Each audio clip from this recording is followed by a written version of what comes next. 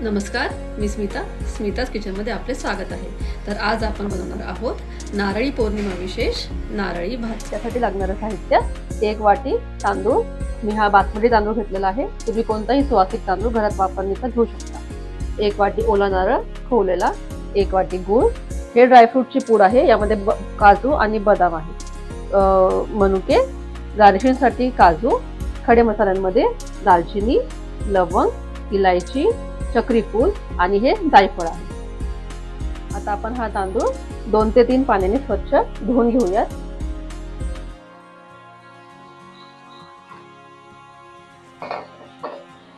तांदूळ छान धुवून झालेत।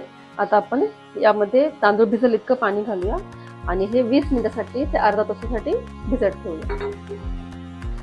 तांदूळ हे सोक करून घेऊयात, गाळून घ्यायचे, त्यातलं पाणी सगळं काढायचंय आणि असं एका बाउल मध्ये ठेवूया। एक पॅन घेतलाय, तो तापवून घेऊया। आपला पॅन छान गरम झालाय, आता आपण यात तूप घालून घेऊयात। 1 ते 2 चमचे तूप घ्यायचे। तुम्ही यात तूप थोडंसं कमी जास्त करू शकता। तुपातच आपल्याला घालायचे दालचिनीचे तुकडे, चक्री फूल, इलायची आणि लवंग। खडे मसाल्यांमध्ये फक्त गोड ज्याला चव असते ना तेच खडे मसाले घ्यायचे, त्यामध्ये काळी मिरी किंवा इतर कुठले खडे मसाले घ्यायचे। हे छान लाल झाले, आता आपण यामध्ये तांदूळ घालू।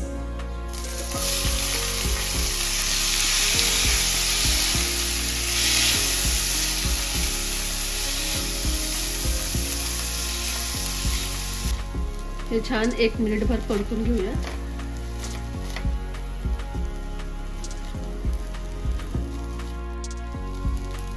तांदूळ छान परतून झालेत। आता आपण ह्या वाटीच्या साह्याने 1 वाटी तांदूळ होते, त्यामुळे आपण 2 वाटी पाणी घेणार आहोत।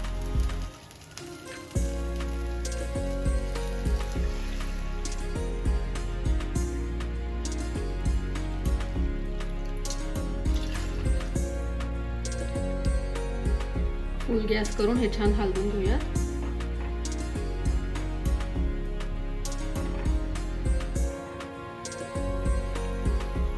भाताला छान उकळी आली आहे, आता आपण यामध्ये थोडंसं मीठ घालूया चवीनुसार।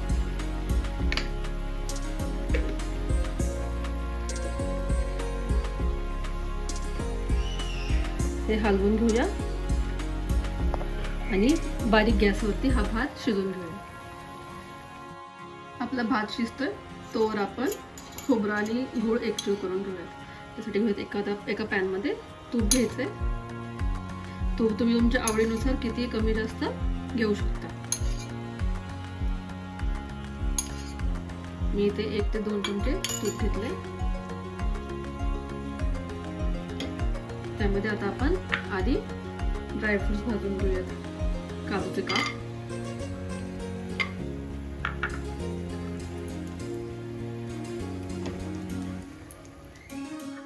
आपले काजू छान ब्राऊन झालेत, आता आपण हे काढून घेऊया।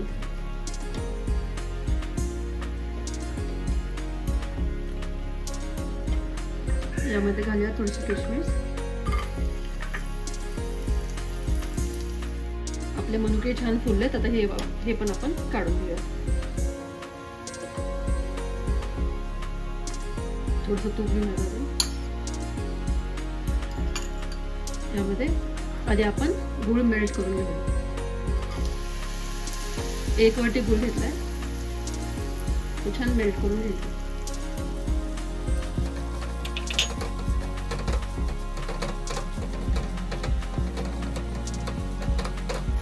आपल्याला गुळाचा पाक नाही करायचा आहे, फक्त हा गूळ आपल्याला थोडंसं पातळ करून घ्यायचं, मेल्ट करायचा। 1 ते 2 मिनिटातच हा गूळ छान मेल्ट होतो। तुम्ही बघू शकता आपला गूळ छान मेल्ट झाला।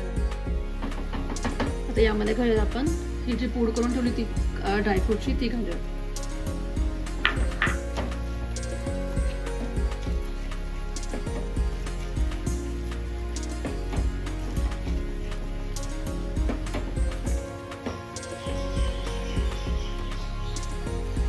यात बरोबर आपण घालूया ओलं नारळ।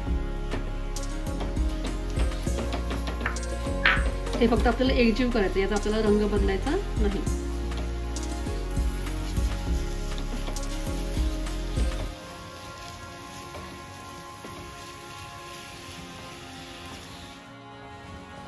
आपलं गुळ आणि खोबऱ्याला आता छान उकळी यायला लागली. आता उकळ आल्यानंतर आपण अजून 1-2 ते 3 मिनिटं हे असंच हलवत राहूया.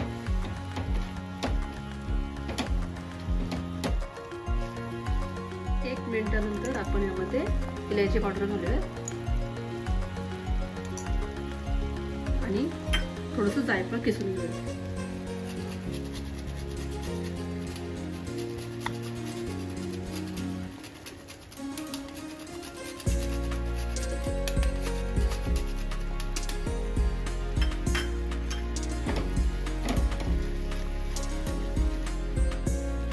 आपलं गुळ आणि खोबऱ्याचं मिश्रण एकदम छान शिजलेलं आहे. आता आपण हे साईडला काढून घेऊया.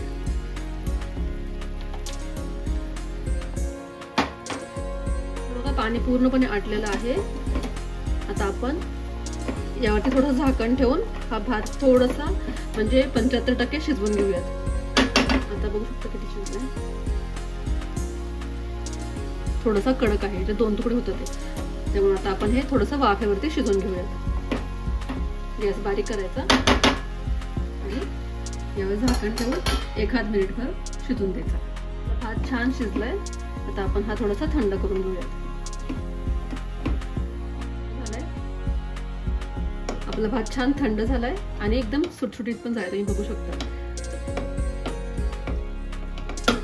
आता आपण जे गुळाचं मिश्रण होतं ते यामध्ये घालून घेऊया.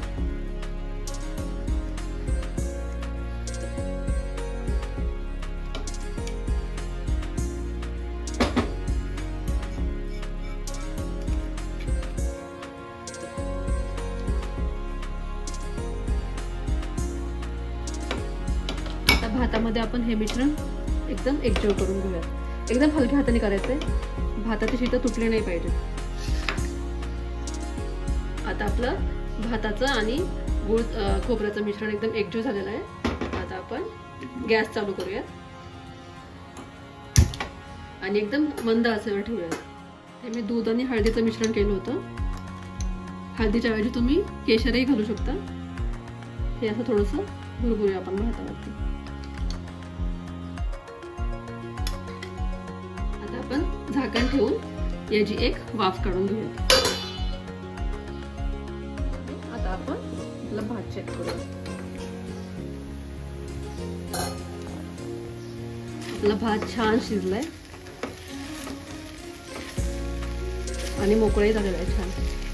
आता आपण सर्व करूयात.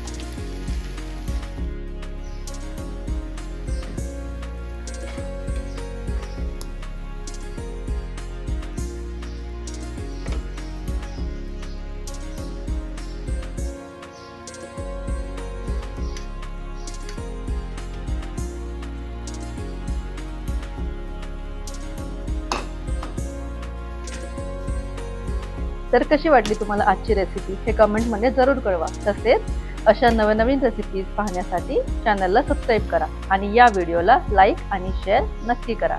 थँक्यू.